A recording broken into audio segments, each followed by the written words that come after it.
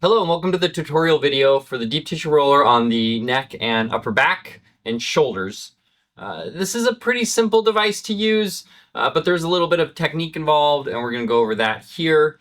For me, I got neck tension and upper back tension, so this is really the thing I use the roller the most for on a daily basis.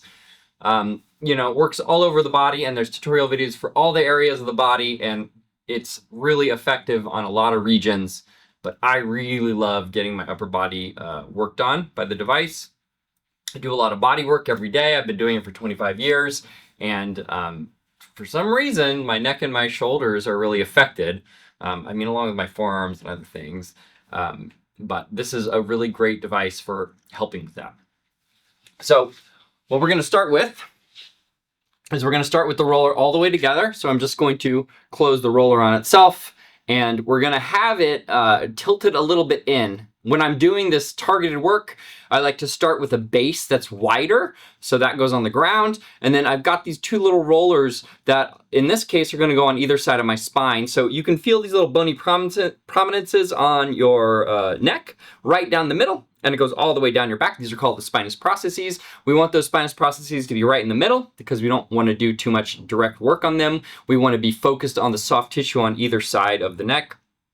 As we go further down the back, we want to make sure that the shoulder blades, the scapula, we're not working directly on those bones. So the bone of the shoulder blade is going to be here, the spinous processes are here, and the other bone of the scapula is going to be here. You'll see me doing things like bringing my elbows together in order to spread apart those scapula, so I'm not right on the bone. That's how we're going to be the most effective with the device. So we're going to start all the way together. We're going to keep it in this position. I'm just going to set it on the ground. So right now I'm working on the ground with a yoga mat. For me, this is an ideal position. This is great for the deepest level of work. If this is too much for you, you can do this on a soft surface like on a bed. Works great. Even carpet that has some padding is going to be a little bit softer and easier on you if this is too intense. So you just got to figure out what's going to work best for you. I also have a tutorial video about how to use this in a chair. Chair is also a nice way to moderate the pressure. If you've got a reclining chair, you can moderate how much weight you're putting into the device by how far the chair reclines. If you have trouble getting up and off the ground, a bed or a chair are great alternatives, but you can use the same principles that we're using here in both of those situations. So I'm going to start at the top of my head, right at the base of my skull, at the occiput. This is where a bunch of my neck muscles are attaching to the skull. You also have fascia that extends into the skull all the way up. So even though it feels like you're kind of working on bone here sometimes, you can still really have some positive effects. So I'm starting right here, right below this little ridge line of my head as my skull tapers down toward the neck. So we're going to start there. As you're using this on your head, you want to focus on allowing the weight of your head to melt into the ground. So I'm not lifting my head up. I'm allowing the weight of the head to take me. Heads on average are something like 15 pounds. So that's really a decent amount of pressure. And to me, that feels really great. If I want to increase the pressure, I can put an arm over my head and just relax it. If I want even more, I can put two arms over my head and relax both of them. And now I'm just increasing the weight that I'm pushing into the head. And again, I'm not activating the muscles in the back. We want to try to keep those relaxed so that we can be the most effective with the soft tissue work that we're doing. And anytime that something feels like it's a good spot, it's an intense area, you want to hold for anywhere between 30 and 90 seconds. At least 20 seconds is required in order to allow the muscles to relax. And then it can take up to 2 minutes for the fascia to really release. And you'll feel that. You'll start to get a sense for when it happens, when you feel like your whole body just like relax and let go. That's when something has changed. And that's really what we're looking for, especially in those areas where there's a lot of tension. Remember, if you're feeling any sharp pain, tingling or numbness, you want to stop what you're doing. Those are indicators that you're going a little bit too hard. I'm going to move the device a little bit down my neck. So I'm just moving a little bit, maybe a half an inch. And that's targeting a very different area. So now I'm more directly on thicker layers of soft tissue. There are these things called the deep suboccipital muscles that we're working on here, like splenius capitis and these very deep muscles. In this position, I want to maybe do a little movement with my head. I can do little circles with my head. I can tuck the chin. I can do this like side to side motion with my kind of moving my whole spine side to side, which is causing the device to walk itself down my neck. So this is great. I can really get into a different position. Right now the roller is wider, so I'm not on the blades, I'm on the inside of the roller. It's cradling my neck. This can feel really good. I can allow my head to just drop back completely. Oh, that feels so nice. For some of you, this may not be comfortable if you already have too much of a curve in your neck. For me, this feels great. If this is feeling uncomfortable, then you're probably going to want to get to this position. I'm going to, again, put these rollers in towards this way, and you want to keep the neck long. One of the ways I can keep the neck long is just by using my hands I'm pulling the head a little bit this way. I'm feeling an extension out of the crown of the head as I do this. And I can still do those movements here.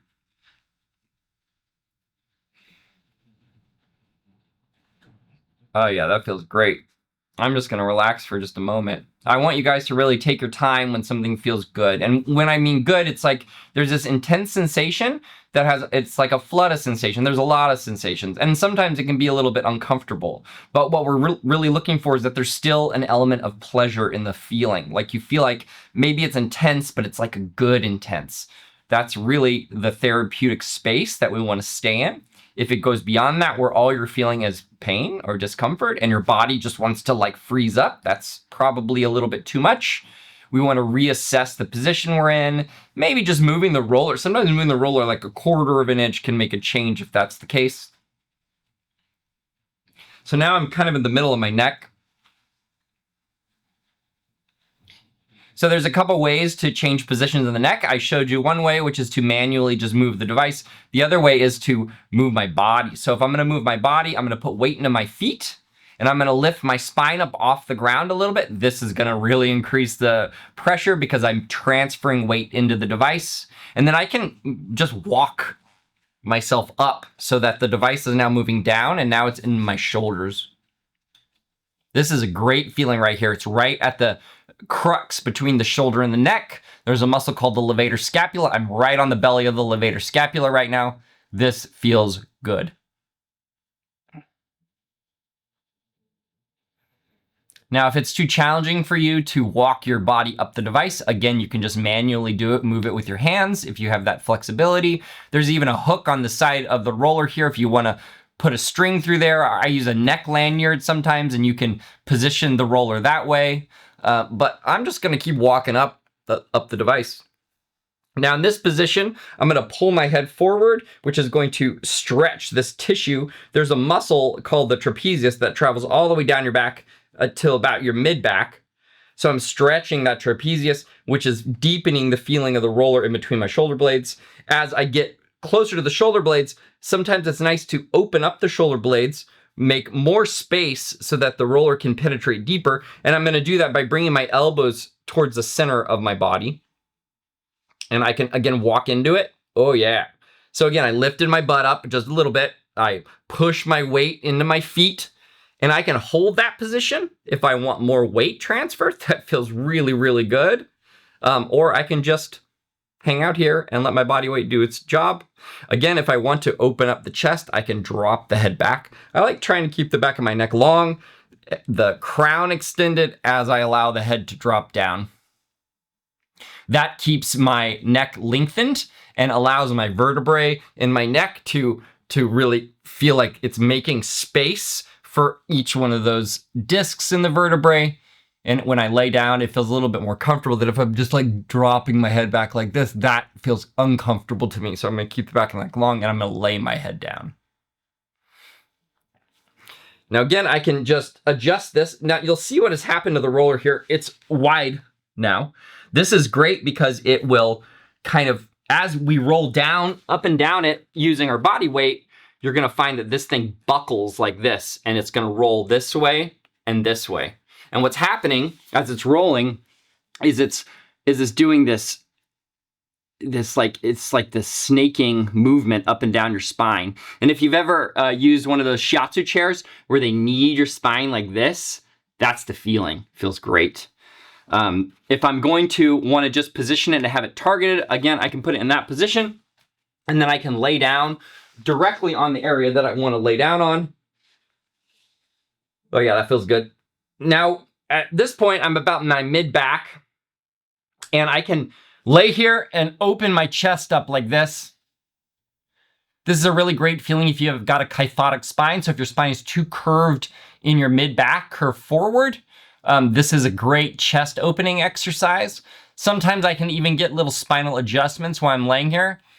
As I breathe and relax into it and pay attention to my spine, just like letting go over the device, sometimes I just get like a pop in there that feels really nice.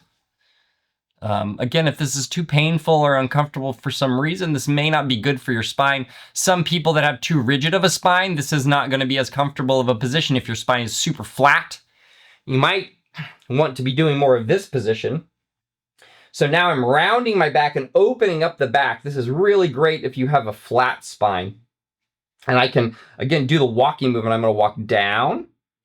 It's really slow though. You know, I really want any kind of movement on this device to be slow so that your tissue has a chance to adapt to the change that you're inputting into it. I want the tissue to stay relaxed. And if we move too fast, we're going to tend to engage those muscles, and we're going to push the roller away from the tissue. As we tense something up, the muscles get tight and it causes the roller to be superficial again. You're going to get less change, which is why it's good to stop and take your time and just hang out on the device. So right now I'm going to take my hands and my whole spine, and I'm rotating it like this. So it's a side bend.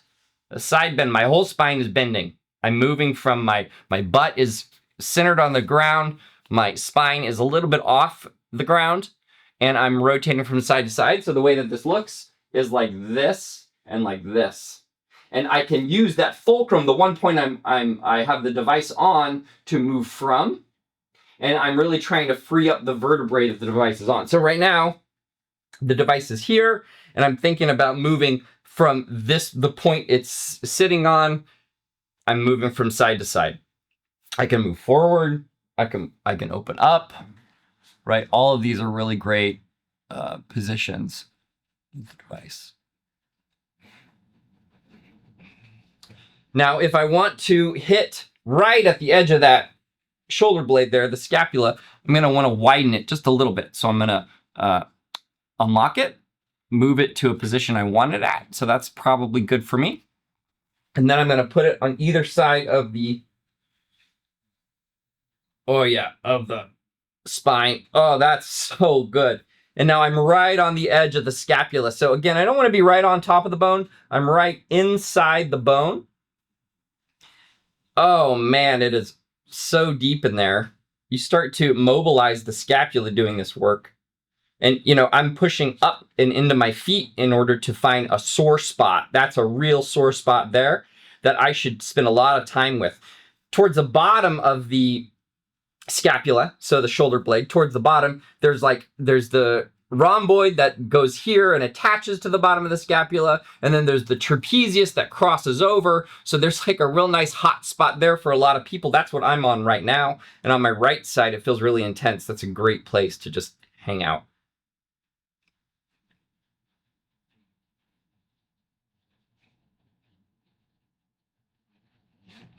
Oh, so good.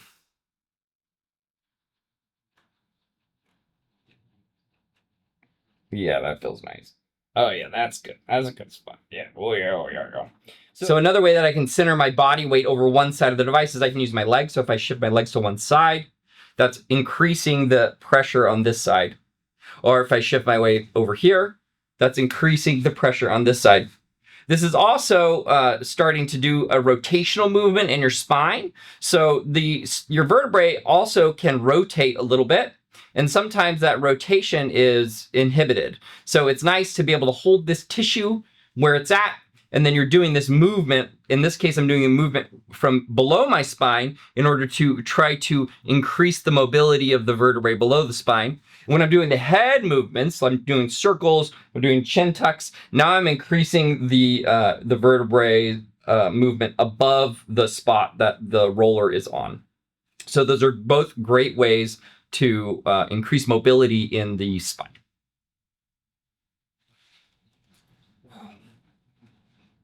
Oh. So again, anytime you feel a real good hot spot, take your time, spend your time on it. You know, that 20 or 30 seconds to 90 seconds is a good kind of way to think about how slow you need to move through those to make lasting change. That's the upper back, shoulders, and neck with the deep tissue roller. I hope that this made sense to you. If you have any questions, please reach out to me. I'm here to help. I want to make sure that you're understanding what I'm doing here. It's not complicated, but there's a technique. Please let me know if you have any questions. Thanks so much.